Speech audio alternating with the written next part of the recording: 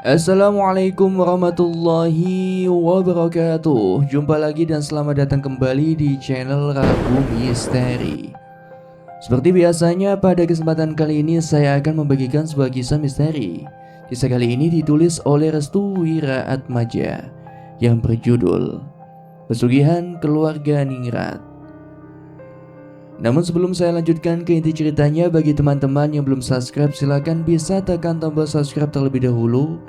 Dan jangan lupa aktifkan lonceng notifikasinya agar tidak ketinggalan update video terbaru dari kami. Untuk itu langsung saja tanpa perlu berlama-lama lagi. Dan inilah bagian akhir Pesugihan Keluarga Ningrat Extra Chapter.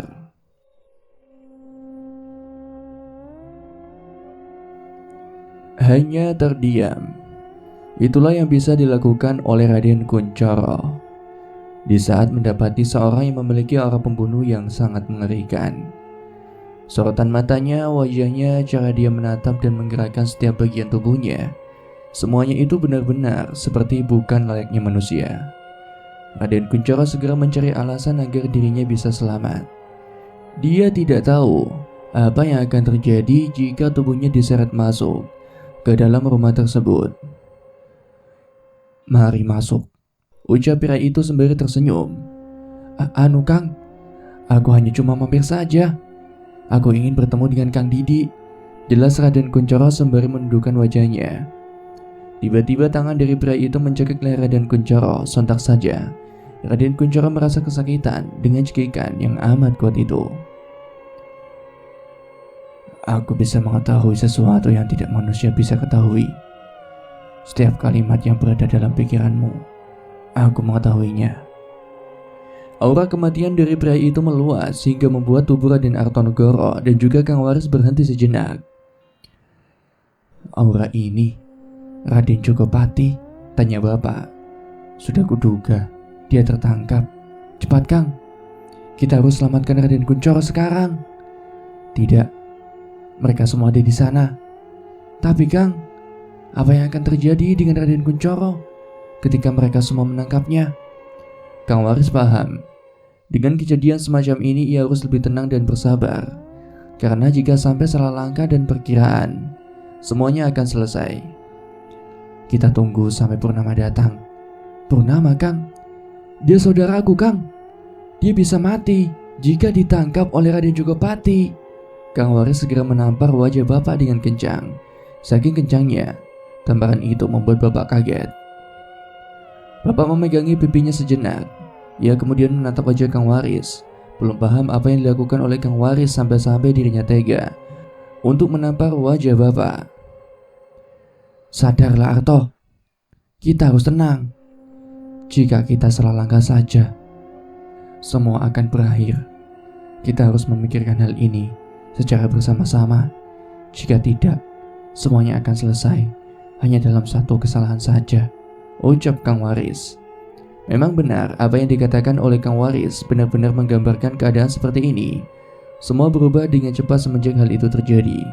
Sementara itu Raden Kunchoro diseret masuk ke dalam rumah. "Masuk, cepat!" teriak Raden Jogopati. Mereka yang berada dalam rumah tersebut langsung terkejut saat mendapati orang lain yang sedang diseret paksa oleh Raden Jogopati ke dalam rumah. "Ada apa ini Mas?" tanya Raden Angkoro. "Dia adalah satu dari mereka," ucap Raden Jogopati pada Raden Angkoro. Mbak Arumi dan juga Kang Didi terkejut saat melihat Raden Kunchoro tertangkap basah oleh Raden Jogopati. "Arumi, Didi, siapa orang ini?" tanya Raden Jogopati pada mereka berdua. Raden Kunchoro menatap wajah Mbak Arumi dan juga Kang Didi. Ia kemudian tersenyum pada mereka berdua, seolah-olah mendapati sebuah rahasia yang selama ini ditutupi dengan halus. "Dia," ucap Mbak Arumi. "Aku Raden Kunchoro. Aku saudara dari Raden Artonegoro. Kalian terkejutkan mendengar hal ini. Kalian semua adalah para iblis yang berwujud manusia, bajingan," ucap Raden Kunchoro dengan tegas. Tiba-tiba wajah Pak Lingga, Raden Angkoro dan juga Raden Jogopati tersenyum lebar. Namun berbeda dengan 4 orang yang lainnya, yaitu Birawa, Mbak Rumi, Kang Didi, dan juga teman dari Jaja, mereka semua justru menyayangkan hal tersebut. Dengan perlahan Pak Lingga pun mendekati Raden Kunchoro lalu mengarahkan jarinya ke bagian dagu Raden Kunchoro sembari membisikkan sesuatu. "Kamu salah masuk, Mas. Ini adalah sekumpulan orang-orang yang ingin membunuh Raden Artonegoro. Kamu mau mati," ucapnya. Keringat dingin pun mulai bercucuran di wajah Raden Kunchoro. Ia tidak menyangka jika omongannya itu berakibat fatal bagi dirinya sendiri. Pak Lingga masih tersenyum di hadapan Raden Kunchoro. Dia benar-benar menyukai gelagat dari Raden Kunchoro yang bisa dibilang sangat polos dan jelas-jelas berbeda dengan saudara kandungnya sendiri, yaitu Raden Artonegoro. "Bawa dia ke kamar," ucap Raden Jogopati. Teman dari Jaja pun menyeret Raden Kunchoro ke sebuah ruangan yang berada di rumah Mbak Rumi dan juga Kang Didi. Sedangkan Mbak Rumi dan yang lainnya, mereka tidak bisa berkata apa-apa lagi selain menuruti perintah yang diberikan oleh Raden Jogopati. Namun Raden Kunchoro menatap wajah Birawa yang terlihat tidak tega dengan penangkapan yang dilakukan oleh Raden Jogopati pada dirinya itu. Raden Kunchoro pun diikat di sebuah ruangan yang dijaga oleh teman dari Jaja. Ia hanya mengikuti perintah yang dilakukan oleh orang-orang yang mengekangnya selama ini. "Kamu masuk ke tempat yang salah, Mas. Seharusnya kau tidak ikut campur atas masalah ini. Ini bukanlah tempatmu," ucap Raden Kunchoro. Teman dari Jaja ini hanya terdiam. Ia mengikat dengan kencang kedua tangan dari Raden Kunchoro itu. "Aku rasa kau adalah manusia yang tidak memiliki pendirian. Kau hanya tunduk kepada orang-orang yang sengaja mengendalikanmu, kan? Apa karena uang, harta, keselamatan, atau jangan-jangan..." "Diam," ucap pria itu dengan pelan. "Atau karena kau juga memiliki sebuah dendam yang kesumat terhadap seseorang?" tanya Raden Kunchoro dengan senyum jahatnya. Pria itu langsung menampar wajah Raden Kunchoro hingga mengeluarkan bunyi yang sangat keras. Pak! Bersamaan dengan itu bibir dari Raden Kunchoro pun terluka. Ternyata tamparan yang diarahkan oleh pria itu benar-benar sangat kencang. Sejatinya manusia itu membutuhkan kedamaian dan kebebasan. Selama ini kita masih dirongrong oleh yang namanya tekanan. Kita bukanlah manusia seutuhnya, ucap Raden Kunchoro sembari menundukkan wajahnya. Kau tahu apa tentang perjalanan hidup manusia? Semua manusia di dunia ini hanyalah gambaran orang-orang munafik, teriak pria itu. Raden Kunchoro yang mendengar hal itu hanya tertawa kecil. Lagi-lagi ia melihat manusia bodoh yang dengan sadarnya ingin diperalat oleh orang-orang besar dan berkuasa darinya. Takdir adalah ketentuan hidup. Hidup dan matimu, semuanya itu sudah memiliki aturannya sendiri. Tapi berbeda lagi jika kamu ingin jadikan takdir itu sebagai letak, sebagai ketentuan dari pegangan orang-orang yang berkuasa. Pria itu tersentak hatinya. Ia baru saja menerima tamparan hebat dari perkataan yang baru saja dilayangkan oleh Raden Kunchoro. Ada dua manusia yang hidup di dunia ini. Dia yang terus berjuang sampai menjadi pemenang, dan dia yang menyerah hingga menjadi. Potong Raden Kunchoro. Ia kemudian menatap wajah pria itu dengan tatapan menyepelekan apa yang sedang terjadi pada dirinya. Menjadi apa? Tanya pria itu. Menjadi pecundang, ucap Raden Kunchoro. Tak berselang lama, pintu ruangan pun terbuka lebar. Pak Lingga segera masuk ke dalam kamar itu. Raden Kunchoro hanya bisa tersenyum di saat semua perkataannya itu telah usai untuk dibicarakan pada pria labil itu. Ada apa ini? Tanya Pak Lingga. Maaf Pak, saya baru saja menampar orang ini karena mengatakan hal-hal yang tidak Belum juga selesai menjelaskan, tiba-tiba Pak Lingga langsung berjalan ke arah pria itu lalu membisikkan sesuatu yang amat sangat mengerikan. Sekali lagi kamu menampar pria ini, aku akan tarik lidahmu hingga putus, ucap Pak Lingga. Pria itu hanya diam, keringat dinginnya bercucuran hebat. Entah mengapa, Pak Lingga benar-benar sangat mengerikan, hingga ucapannya seperti peringatan dengan aura pembunuhnya yang cepat dirasakan hingga ke sekujur tubuhnya.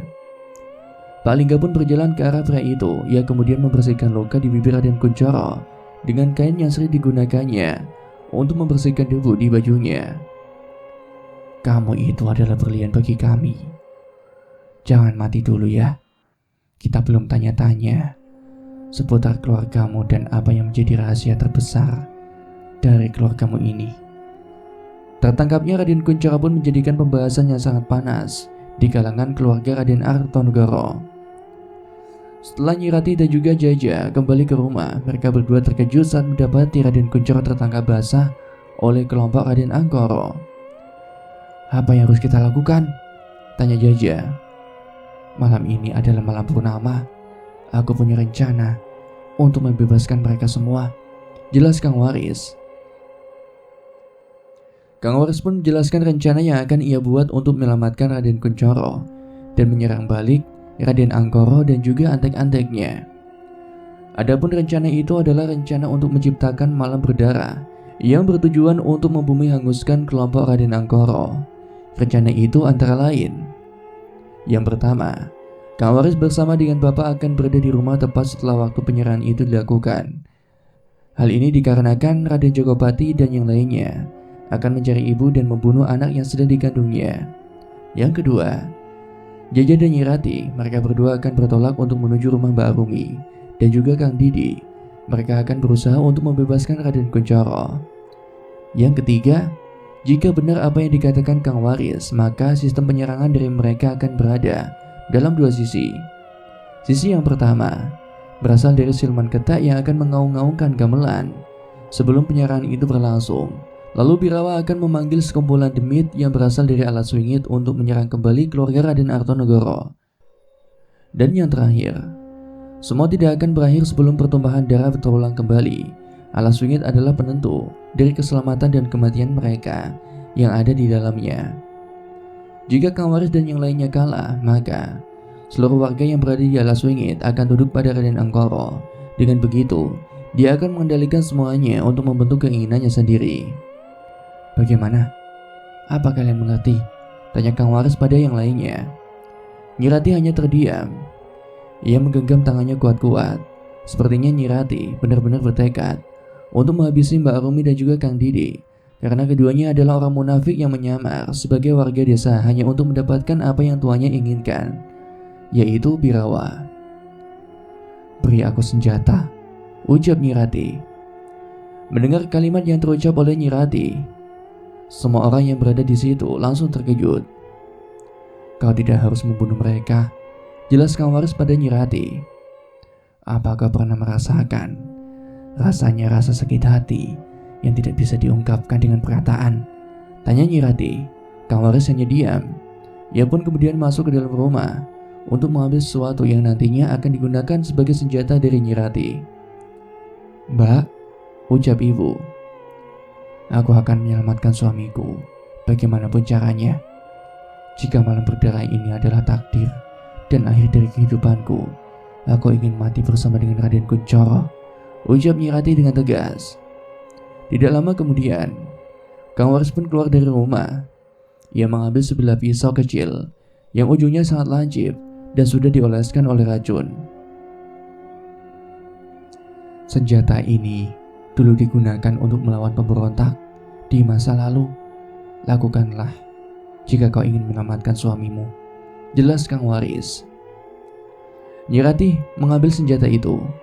Kepercayaan dirinya kembali pulih, darahnya benar-benar mengalir deras, dan semangat untuk menghabisi orang-orang yang bersinggungan dengannya benar-benar terasa dari tatapan tajam mata Nyi Rati. "Ingat, jika sudah menyelamatkan Raden Kuncoro, hindari pertumpahan darah," jelas Kang Waris. Bapak masih terdiam. Dia tahu orang-orangnya sangat sedikit, sangat mustahil untuk bisa lari dan selamat dari terkaman orang-orang yang ingin membunuhnya itu. Akan tetapi, dengan misi penyelamatan Raden Kuncoro, mereka semua seperti terbakar oleh api semangat untuk membunuh orang-orang yang selama ini terus-menerus mengganggu kehidupannya. Purnama telah terangkat ke atas langit. Cahayanya sangat cerah, namun di sisinya terdapat awan merah yang menggambarkan sebuah tragedi yang akan terjadi malam ini. "Kami berangkat dulu ya," jelas Jaja. Jaja dan Nyi Rati pun berangkat secara sembunyi-sembunyi untuk menuju ke rumah Mbak Arumi dan juga Kang Didi. Namun sebelum mereka berangkat, mereka berdua mendengar sesuatu yang mengerikan yang berasal dari alas suite. Suara itu seperti suara yang terdengar sebelum penyerangan pertama dilakukan oleh pria misterius itu ke rumah Bapak. "Kang, kita mesti siap-siap," jelas Kang Waris. Jaja dan Nyirati pun tetap melanjutkan perjalanannya. Walaupun mereka berdua merasa takut dengan suara mengerikan itu, namun mereka tidak memiliki pilihan lagi selain menyelamatkan Raden Kuncoro. Kang Waris dan Bapak segera mengatur strategi untuk menghindari kesalahan yang sama saat mereka tidak bisa menyelamatkan Mbak Ina dan yang lainnya, termasuk juga Mas Cipto, korban terakhir dari penyerangan yang dilakukan oleh Raden Angkoro dan juga Pak Lingga. Mereka tidak ingin pertumpahan darah terjadi pada keluarga dan golongannya. Bapak juga minta pada ibu untuk selalu bersembunyi bersama dengan Mas Hardian sebelum semuanya selesai. "Bu, ibu di sini aja ya, sama Mas Hardian. Aku dan Kang Waris, kami berdua akan melindungi rumah ini dan mencegah mereka untuk masuk ke dalam rumah," jelas Bapak. "Pak, aku takut Pak," jelas Ibu. "Tenang saja, semua akan berjalan sesuai rencana. Jangan keluar sebelum apa-apa dariku ya," jelas Bapak pada Ibu. Ibu hanya mengangguk paham. Bapak pun kemudian menutup lemari dan menguncinya dari luar. Ia percaya jika semua akan baik-baik saja selama semuanya berjalan sesuai dengan rencana. Saat Bapak meninggalkan kamar, tiba-tiba ada hal yang terjadi secara cepat. Suara gamelan langsung berbunyi di sekitar rumah. Lampu rumah langsung mati dalam sekejap. Suara monyet-monyet itu mulai terdengar dari atap rumah. Bapak pun berjaga-jaga. Dia tidak mau jika penyerahan itu lebih cepat jauh dari perkiraannya. Sembari mengeluarkan pisau yang telah lama diberikan oleh Kang Waris, Bapak pun selalu mengarahkan pisau itu ke arah depan dengan tujuan untuk berjaga-jaga. Akan tetapi saat dirinya ingin keluar dari rumah, tiba-tiba ada sesuatu yang menarik tangannya hingga jatuh. Bruk. Dan ternyata orang yang menarik tangan itu adalah Kang Waris. Ia sengaja menarik tangan Bapak karena di depan rumah sudah berkumpul monyet-monyet yang siap untuk melakukan sebuah ritual. "Kang Waris?" tanya Bapak. "Diam, Raden Jogopati ada di sini," jelas Kang Waris sambil menyuruh Bapak untuk diam sejenak. Tidak berselang lama, pintu depan tiba-tiba terbuka, lalu suara kencing terdengar dengan jelas. Bapak dan Kang Waris melihat dengan jelas sosok siluman monyet yang masuk ke dalam rumah. Sorot matanya menyala dan bersinar dalam kegelapan ruangan itu. Bulu-bulunya yang berwarna putih hingga taring di mulutnya yang besar, seolah-olah menggambarkan bahwa sosok itu benar-benar sedang marah. Sosok itu berjalan ke arah yang berbeda dari tempat di mana ibu disembunyikan. Kang Waris dan juga Bapak masih cukup tenang karena sosok itu tidak berada di dekatnya. Akan tetapi, tak lama kemudian terdengar suara teriakan yang berasal dari kamar ibu. Bapak dan Kang Waris pun segera menuju ke ruangan ibu. Namun mereka berdua langsung menghentikan langkahnya ketika sosok siluman monyet sedang mengangkat tubuh Mas Hardian hanya dengan satu tangan. "Hardian!" teriak Bapak. Namun sosok siluman monyet itu segera mengeluarkan suara yang begitu menyakitkan di telinga mereka. Kang Waris mencoba untuk maju ke arah depan, namun baru satu langkah saja ia maju. Sosok siluman monyet itu menggertak seperti memberikan pantangan pada Kang Waris agar tidak maju ke arah depan. Bapak pun mulai kebingungan. Ia pun segera menanyakan pada Kang Waris apa yang harus dilakukannya untuk bisa menyelamatkan Mas Hardian. Tak berselang lama, dari dalam kamar itu terdengar suara wanita yang begitu mengerikan. "Lepaskan cucuku!" Wanita itu langsung muncul tepat di belakang sosok siluman monyet itu. Lalu ia pun menjatuhkan Mas Hardian dan menuju ke arah sosok wanita itu. Lalu sosok siluman monyet itu berteriak kencang hingga teriakannya membuat orang-orang yang mendengarnya langsung menutup rapat-rapat telinganya. Ibu pun segera mengambil kesempatan ini untuk segera mengambil Mas Hardian yang sudah menangis sangat kencang karena tangannya kesakitan. "Kita semua harus keluar dari sini!" teriak Kang Waris saat melihat kisruh antara sosok siluman monyet itu dengan sosok wanita misterius yang bisa jadi itu adalah kodam pendamping yang dimiliki oleh Mas Hardian. Sebelum mereka pergi, sosok wanita itu menyeret siluman monyet itu hingga menuju ke portal dimensi lain. Sepertinya mereka berdua benar-benar sedang bertarung. Akhirnya, mereka pun segera keluar dari rumah untuk menyelamatkan diri. Namun saat mereka baru saja keluar dari pintu, tiba-tiba ada seorang pria dengan menggunakan pakaian yang sering bapak dan yang lainnya ketahui. "Kau?" tanya bapak. Dia adalah pria misterius yang bernama Birawa. Entah mengapa, dirinya sudah berada di hadapan rumah bapak. "Aku tidak akan menyerang kalian," jelas Birawa. Bapak dan yang lainnya sempat tak percaya dengan apa yang baru saja ia katakan oleh Birawa. Namun dengan ungkapan semacam itu, tampaknya ada sesuatu yang merubah pikiran Birawa. Sampai-sampai dirinya dengan yakin tidak ingin melakukan penyerangan pada bapak. "Saudaramu sedang ditawan di rumah Arumi. Aku sudah menyiapkan rencana penyelamatan untuk saudaramu. Akan tetapi, orang pemerintahan itu menjaganya dengan ketat." Birawa pun menyuruh pada mereka untuk segera menyelamatkan Raden Kuncoro sebelum Raden Kuncoro dibunuh oleh Pak Lingga dan yang lainnya. Belum tahu apa alasan Birawa sendiri merubah rencananya itu. Akan tetapi, kemungkinan besar ada sesuatu yang terjadi pada diri Birawa hingga membuat dirinya melakukan perubahan pada rencananya. Bapak masih ingat akan kanuragan yang dimiliki oleh Birawa. Kemungkinan besar dia memiliki kanuragan yang sebanding dengan Raden Angkoro dan yang lainnya. Akhirnya bapak dan yang lainnya pun segera bertolak ke rumah Mbak Arumi. Misi mereka adalah untuk menyelamatkan Raden Kuncoro dan kabur dari desa Alaswingit. Bersamaan dengan itu, Jaja dan juga Nyi Rati telah lebih dulu masuk ke rumah Mbak Arumi lewat pintu belakang. Mereka berdua juga heran mengapa pintu belakang rumah Mbak Arumi tidak terkunci, sedangkan semua pintu lainnya benar-benar terkunci dengan rapat. Nyi Rati dan Jaja terus mencari keberadaan Raden Kuncoro. Namun saat dimana dirinya sedang mencari keberadaan Raden Kuncoro, tiba-tiba kaki dari Nyi Rati ditarik oleh sesuatu hingga tubuhnya terjatuh dan diseret hingga masuk ke sebuah ruangan. "Nyi!" teriak Jaja. "Jaja, tolong aku!" Nyi Rati mencoba untuk menahan teriakan itu dengan memegangi cara memegang daun pintu. Namun tiba-tiba, bruk. Kepala Nyi Rati ditumpuk oleh sesuatu dari belakang. Ia pun pingsan dan perlahan tubuhnya menghilang di ruangan itu. Jaja yang melihat hal itu tidak bisa berbuat apa-apa. Ini misi penyelamatan Raden Kuncoro benar-benar tidak sesuai dengan apa yang ia pikirkan sebelumnya. Tak lama berselang dari ruangan itu, keluarlah seseorang sembari menyeretkan kayu balok di lantai. "Siapa kamu? Di mana Nyi Rati? Raden Kuncoro? Di mana kamu menyembunyikan mereka berdua?" tanya Jaja. Setelah sosok itu keluar dari ruangan itu, tatapan Jaja langsung tercengang. Di saat melihat orang yang berada di hadapannya, sekarang ternyata itu adalah temannya sendiri yang berasal dari pabrik bawang tempat dulu Jaja bekerja. "Mas Mo, gimana kabarmu, Ja?" ucap teman Jaja yang bernama Mas Mo itu.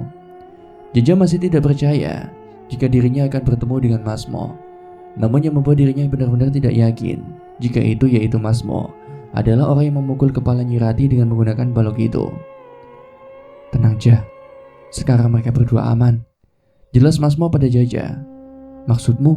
tanya Jaja. "Ada Pak Lingga yang sedang menjaganya." Dari kejauhan terdengar suara langkah kaki yang berasal dari ruangan itu. Jaja merasakan ada yang tidak beres dengan suara langkah kaki itu. "Siapa itu?" teriak Jaja. Setelah suara langkah kaki itu berhenti, tepat setelah keluar dari ruangan, barulah tubuh Jaja langsung merinding seketika. "Jadi, kamu gak mau balik ke pabrik?" Sementara itu, waktu semakin terus berjalan. Bapak dan yang lainnya segera mencari cara untuk bisa masuk ke rumah itu. Jika memang benar seperti apa yang dipikirkan oleh Bapak, maka Birawa akan berhadapan dengan Raden Angkoro. Kemungkinan besar juga Mbak Arumi dan Didi ikut serta dalam penyerangan tersebut untuk melindungi tuannya. Itu berarti dalam rumah Mbak Arumi hanya tersisa Pak Lingga dan juga Raden Kuncoro. Mereka pun bergegas untuk menuju ke dalam rumah Mbak Arumi. Sampainya di sana, Kang Waris minta ke Bapak untuk tidak masuk ke dalam rumah itu. Ia khawatir jika dalam rumah itu ada jebakan lain yang mungkin saja sudah direncanakan oleh Pak Lingga. "Lebih baik kalian berdua pergi dari sini. Jika kalian berdua sampai tertangkap, maka semua akan selesai," jelas Kang Waris. Bapak dan Ibu pun segera pergi ke tempat lain untuk mencari perlindungan yang aman. Sedangkan Kang Waris ia merasakan ada energi besar yang berada dalam rumah itu. Purnama semakin bersinar terang di atas langit Alaswingit. Suara napas dari Ibu terdengar jelas hingga membuat Bapak khawatir akan keadaannya. "Bu, Ibu gak apa-apa?" tanya Bapak. "Gak apa-apa, Pak. Kita mau kemana?" Saat ibu menanyakan hal itu, ia melihat ada dua orang warga yang sedang melambai-lambaikan tangannya ke arah bapak dan juga ibu. "Sini, kemari." Bapak dan ibu pun segera menuju kedua orang warga itu. Mereka berdua tidak mengenali siapa dua orang itu.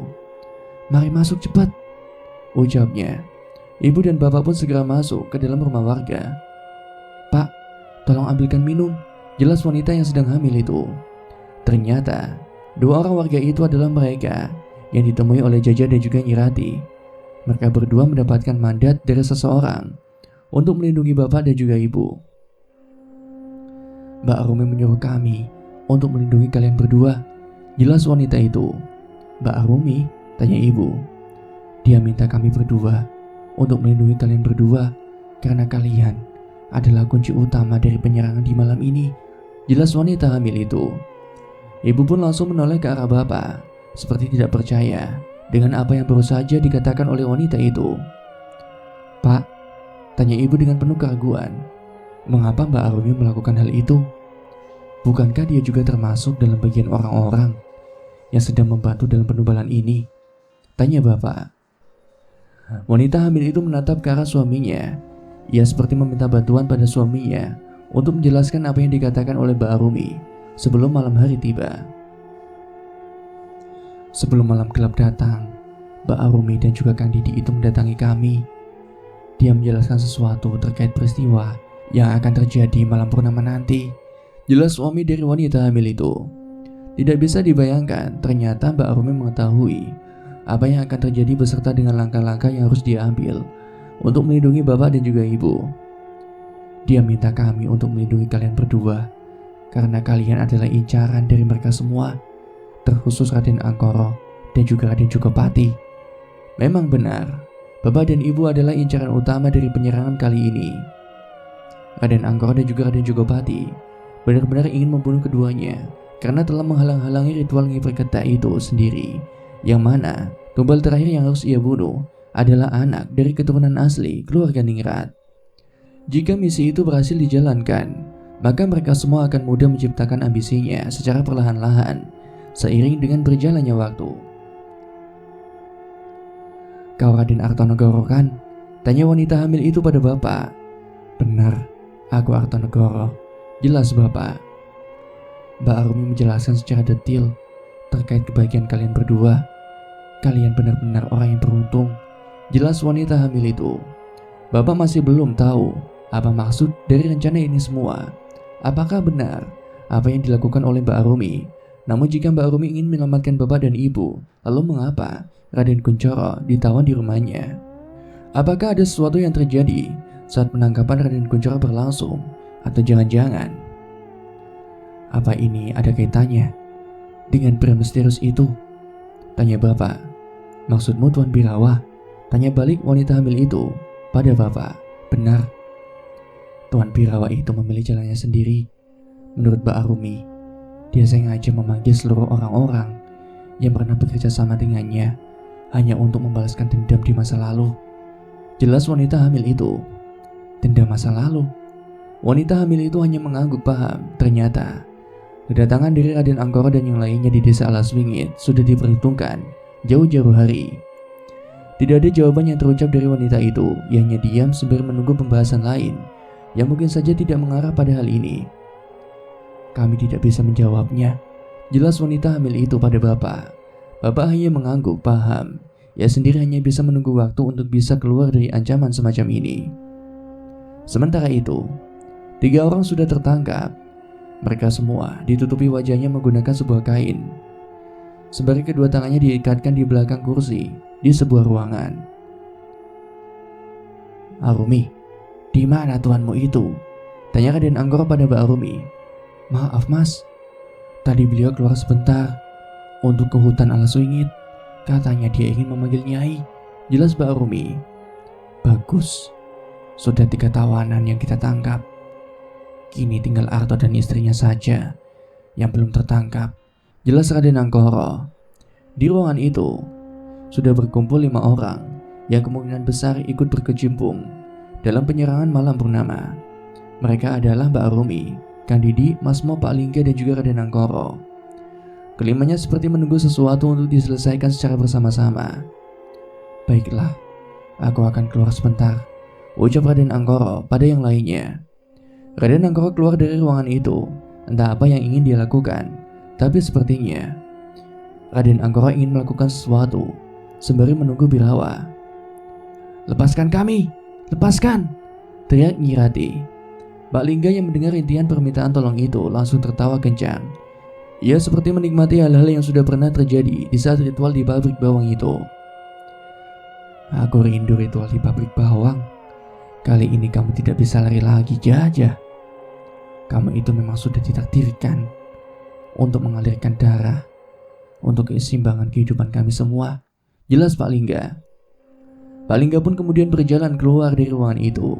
Namun sebelum dirinya keluar, Pak Lingga minta pada Mas Mo untuk menyiksa ketiganya dengan memecut bagian kaki dan tangannya.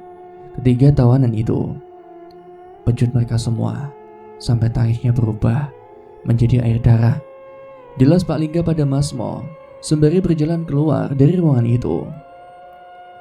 Mas Mo hanya mengangguk paham. Ia kemudian mengambil pecut yang berada di dinding ruangan itu. "Jaja, sudah kubilang kan, kamu jangan lari dari pabrik. Kita semua itu sudah dijadikan tumbal di sana. Percuma juga kita lari kemanapun. Kita hanyalah budak dari orang-orang yang berkuasa," ucap Mas Mo. Ia pun kemudian melepaskan kain yang menutupi kepala Jaja. Sepertinya Mas Mo sangat rindu dengan wajah ketakutan Jaja. "Maaf Jaja, aku ingin hidup juga, Ja. Katanya, kalau aku bisa membunuh kamu, secara kamu adalah orang yang berpengaruh besar. Karena mengetahui ritual itu, kamu harus aku singkirkan agar aku bisa terbebas dari kontrak tumbal seumur hidup ini," senyum Mas Mo. Jaja pun menatap tajam wajah Mas Mo. Ia benar-benar sangat benci dengan ekspresi Mas Mo yang benar-benar menyatu dengan sifat iblis dalam hatinya. "Ada kata-kata terakhir gak, Ja?" tanya Mas Mo pada Jaja sembari mendekati wajahnya tepat di hadapan Jaja. Namun kejadian yang tidak disangka-sangka terjadi. Jaja dengan cepatnya langsung meludahi wajah Mas Mo sembari mengatakan sesuatu pada Mas Mo. "Pergilah ke neraka, dasar bajingan. Kau telah mengkhianati Cipto. Aku tahu kau adalah orangnya yang memberitahu laku si Cipto pada mereka semua kan?" tanya Jaja. Mas Mo pun mengelap ludah itu dengan menggunakan bajunya. Mbak Arumi dan juga Kang Didi hanya memandangi kisruh mereka berdua. "Raden Anggoro tidak mungkin tahu keberadaan Cipto, tapi kau menguliknya sendiri kan? Kau beritahu mereka semua agar kau bisa mendapatkan pesangon yang lebih banyak dan meminta tangguhan dari tumbal selanjutnya di antara karyawan yang lainnya," jelas Jaja. Mas Mo pun tersenyum lebar. Ia kemudian tertawa mendengar perkataan yang baru saja dijelaskan oleh Jaja kepadanya terkait masa-masa di mana dirinya membocorkan rahasia dari tempat persembunyian Cipto sewaktu tumbal di pabrik bawang itu berjatuhan. "Akhirnya kau sadar juga ya, Ja. Padahal aku sendiri tidak pernah memberitahukan hal ini pada siapapun. Tapi apa kau tahu, Ja? Menjadi bawahan dari orang-orang berkuasa itu adalah kenikmatan yang tiada tandingnya. Kamu bisa bermain dengan wanita sebanyak-banyaknya. Kamu bisa minum minuman sampai larut pagi. Kamu bisa merasakan nikmat duniawi yang tidak semua rakyat jelata seperti kita ini bisa rasakan. Bukankah itu fungsinya? Menjadi penjilat dari orang-orang yang memiliki kuasa," ucap Mas Mo sembari mencekik leher Jaja. Mas Mo mencengkram kuat leher Jaja hingga membuat Jaja tidak bisa berkata apa-apa. Jaja mulai kesulitan untuk bernapas. "Jaja, lepasin Jaja!" teriak Nyi Rati. "Bajingan, lepasin Jaja!" Raden Kunchoro juga mulai mendengar suara Jaja yang kesulitan untuk bernapas. Di dunia ini, orang yang lemah akan diinjak, orang yang kuat akan semakin menanjak. Jika dirimu merasa menjadi orang lemah, tidak sepatutnya dirimu menantang orang-orang yang memiliki kuasa seperti pemerintah. Mata Jaja mulai memutih, wajahnya mulai memerah. Tampaknya Jaja mulai kehabisan napas karena cekikan dari Mas Mo yang sangat kuat itu. Akan tetapi Hal yang tidak terduga mulai terjadi dengan cepat. Jelap. Masmo mulai menengok ke arah belakang, segera perlahan. Ia kemudian melepaskan tangannya dari leher Jaja, sambil memegangi perutnya yang sudah ditusuk oleh pisau tajam hingga menembus ke bagian depan. Darah pun mulai berjatuhan ke lantai. Kau, ucap Masmo. Tidak sepatutnya manusia yang diciptakan dari tanah memiliki sifat setinggi langit. Jika kamu merasa dirimu tercipta oleh tanah, jangan berlagak seperti langit yang tinggi, ucap Mbak Arumi pada Masmo. Mbak Arumi menusuk perut Masmo hingga membuat Masmo tewas di tempat. Melihat hal itu, Jaja pun tidak berkata apa-apa. Mbak Arumi, ucap Jaja.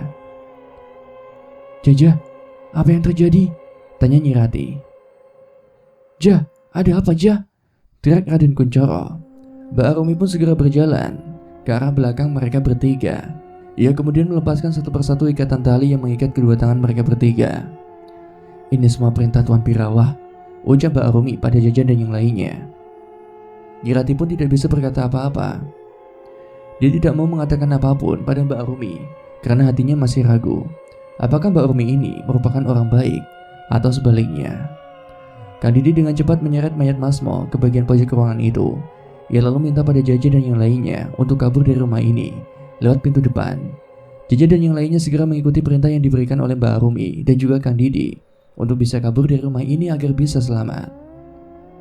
Sementara itu, Kang Waris bersembunyi di tiap sudut yang ada di bagian belakang rumah. Ia tidak mau rencananya gagal untuk bisa menyelamatkan ketiga orang yang masih tertawan di rumah Mbak Arumi dan juga Kang Didi.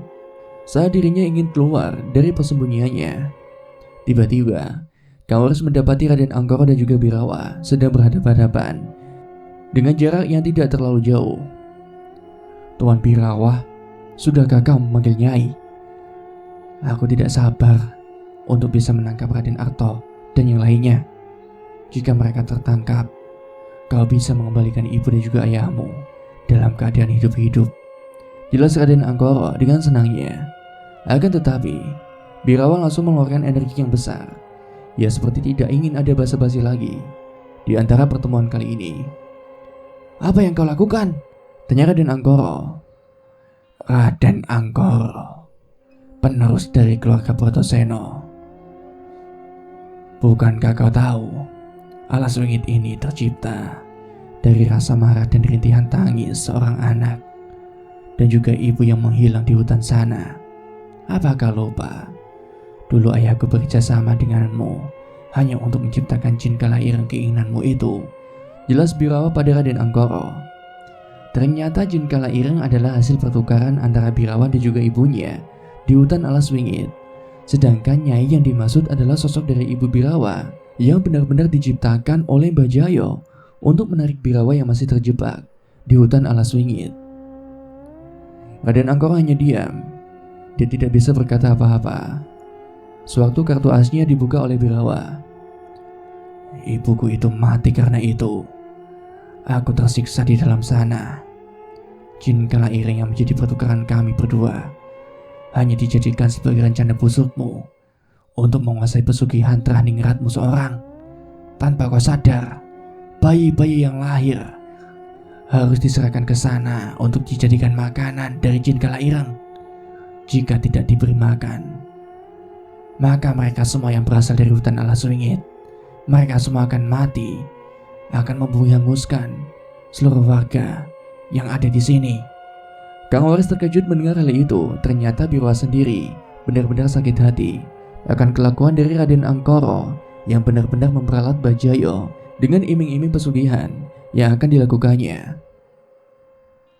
Mbah Jayo kemudian sengaja melakukan penukaran pada demit alas wingit dengan dua anggota keluarganya hanya demi kekayaan yang ingin dia dapatkan untuk membantu melancarkan Nyi Perkete yang dilakukan oleh Raden Brotoseno dan juga keluarga Ningrat. Malam ini aku akan membunuhmu, Angkoro.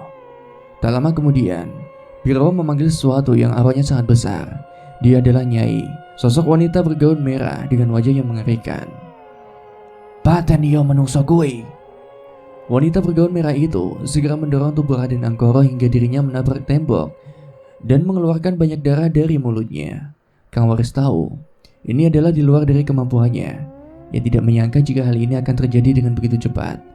Namun saat Kang Waris mengira Raden Angkoro telah meninggal dunia, tiba-tiba dia mendengar suara monyet dari runtuhan tembok itu. Tak lama kemudian, tubuh Raden Angkoro itu berubah sepenuhnya menjadi hitam. Tubuhnya benar-benar dilapisi oleh bulu-bulu berwarna hitam. Taringnya yang panjang mulai terlihat dengan jelas.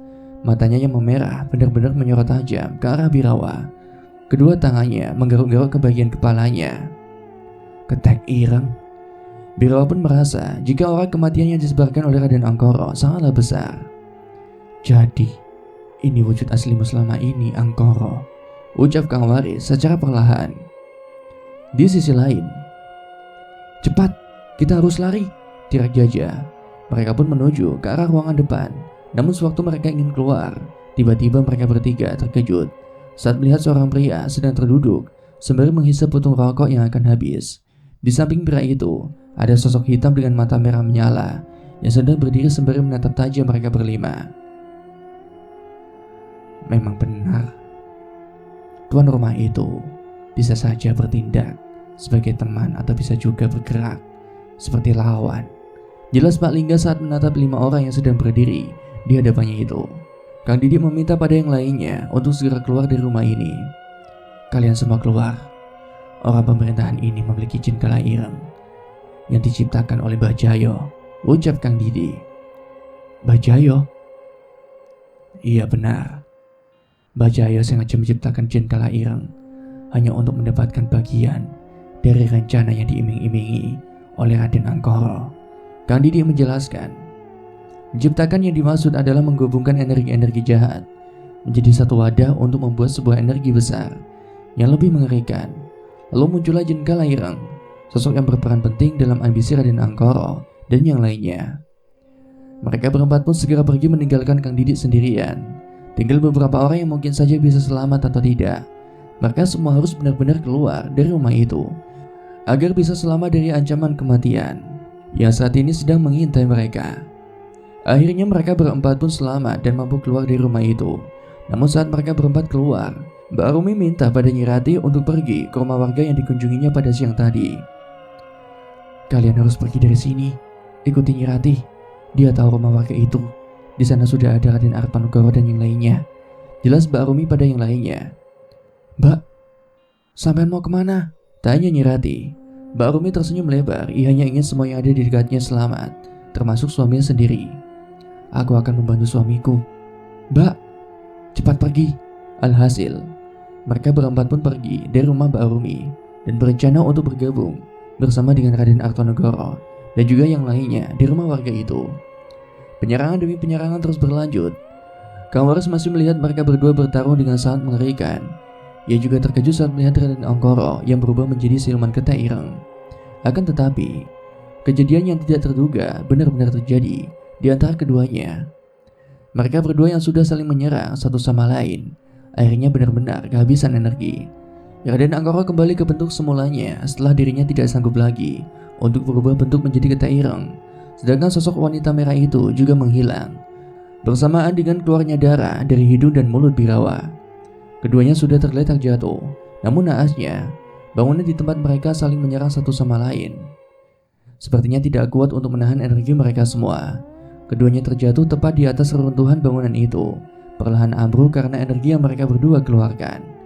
Rumah di tempat mereka bertarung itu benar-benar ambruk bersamaan dengan yang lainnya. Bunyi dentuman kencang seperti suara ledakan. Kang Waris segera menyelamatkan diri dari runtuhan rumah itu. Untungnya ia berhasil keluar sesaat sebelum semuanya menjadi hancur dan reruntuhan itu berhamburan di sekitarnya. Kang Waris tidak menyangka ternyata semuanya sudah selesai sampai di sini. Apakah semuanya sudah selesai? Tak ada tanda-tanda gerakan lagi. Semuanya diam. Entah apa yang terjadi. Kemungkinan besar semua yang berada di runtuhan itu meninggal dunia. Ia kemudian perlahan meninggalkan tempat itu untuk segera bergabung dengan yang lainnya. Saat Kang Waris sedang berjalan-jalan mencari bapak dan yang lainnya, ia kemudian melihat seorang wanita menggunakan pakaian adat Jawa sedang berdiri di dekat hutan alas wingit. Wanita itu sedang memegangi kepala orang yang tidak begitu jelas wajahnya karena sudah menghitam dan tidak berbentuk lagi. Tak lama kemudian, wanita itu menghilang bersamaan dengan munculnya kabut di sekitaran hutan alas wingit. Kang Waris terus berjalan sembari memanggil-manggil nama bapak. Arto! Arto! Dari kejauhan, salah satu pintu rumah warga terbuka. Dari dalam rumah itu, keluarlah seorang pria dengan perawakan yang sangat familiar. Kang, sini Kang. Kang Waris menuju ke rumah itu, tidak berselang lama, disusul oleh yang lainnya untuk keluar bersamaan dan memeluk tubuh Kang Waris. Kang, apa yang terjadi Kang? Tanya bapak. Akan kujelaskan nanti. Kita harus keluar dari desa ini. Kita benar-benar harus keluar, karena memang semuanya sudah usai. Jelas Kang Waris pada bapak. Jadi semuanya? Iya, benar. Nyirati tiba-tiba meneteskan air matanya. Ia memeluk tubuh Raden Kunchoro suaminya. Nyirati belum bisa mengucapkan ucapan terima kasih pada Mbak Rumi dan Kang Didi karena telah menolong mereka semua dari maut. Hidup terus berjalan. Kita yang menentukan arah hidup dan tujuan kita. Hidup dan mati memang sudah diatur, tapi kita berhak untuk merangkai takdir kita. Sementara itu, Desa Alas Wingit kedatangan banyak anggota kepolisian untuk menyelidiki tragedi mengerikan yang baru-baru saja terjadi dalam satu malam. Lapor komandan, ada 4 jasad ditemukan dalam keadaan tewas. Jelas salah seorang anggota kepolisian pada atasannya. Lakukan pencarian. Apakah ada yang masih hidup? Siap komandan. Pria berseragam coklat dan bertitel lengkap itu berjalan di atas runtuhan bangunan. Dia merasa ada sesuatu yang belum memuaskan dari runtuhan itu. Di mana kau bajingan? Ucap polisi itu. Tak berselang lama, polisi itu melihat ada yang bergerak dari runtuhan bangunan itu. Tampaknya ia menemukan apa yang baru saja ia cari. Brak. Kedua tangannya keluar tepat di saat polisi itu ingin mendekatinya. Ia tahu orang ini tidak akan mati dengan mudah. Jadi, kau masih hidup? Di tempat yang lain, seorang polisi melaporkan bahwa dirinya menemukan seorang yang masih hidup namun dalam keadaan luka yang sangat parah. Lapor komandan, ada seorang yang baru saja ditemukan hidup. Jelas polisi yang melaporkan itu pada atasannya. Baik, ambil juga yang ini. Dia masih hidup. Ucapnya sembari menunjukkan sesuatu yang benar-benar di luar nalar manusia. Hah? Polisi itu langsung terkejut saat dirinya melihat seorang manusia mengeluarkan kedua tangannya dengan tegak di atas runtuhan bangunan. Semua sesuai dengan perkiraannya, hanya saja masih ada satu orang yang belum ia temukan. Mungkinkah? Dari kejauhan ada beberapa orang polisi membawa kantong jenazah dari sebuah hutan yang jauh dari tempat kejadian. Karena penasaran, ia pun ingin melihat siapa yang ada dalam jenazah itu. Coba kulihat, ucapnya. Silakan komandan. Ia pun segera membuka kantong jenazah itu. Saat dirinya membuka resleting kantong jenazah itu, ia terkejut saat melihat kepala dari jenazah itu telah menghilang. Di mana kepalanya? Tanya komandan polisi itu pada anggota kepolisian yang lain. Kami tidak menemukannya. Cepat bawa ke ambulan. Segera lakukan autopsi. Siap komandan. Komandan polisi itu mulai merasakan kekhawatiran. Ia takut apa yang selama ini ia pikirkan benar-benar terjadi. Apakah dia sudah mati? Saat komandan polisi itu melihat ke arah hutan, ia kemudian memergoki seorang wanita yang menggunakan kemben atau pakaian adat Jawa sedang berdiri di dekat pepohonan sembari memegangi sebuah kepala manusia. Jangan-jangan. Wanita itu tersenyum lebar. Ia kemudian menghilang tepat di saat kabut kembali menutupi hutan itu. Desa Alas Wingit. Desa yang penuh dengan kematian, tragedi, teror, dan hal-hal yang tidak terduga. Semuanya menjadi satu dalam kisah perjalanan Raden Angkoro dan yang lainnya. Pesugihan ini tidak akan selesai sebelum 2 syarat ini terselesaikan. Yang pertama, incaran dari Raden Angkoro yang lainnya tewas dan dijadikan tumbal untuk ritual pesugihan Nyi Perketek.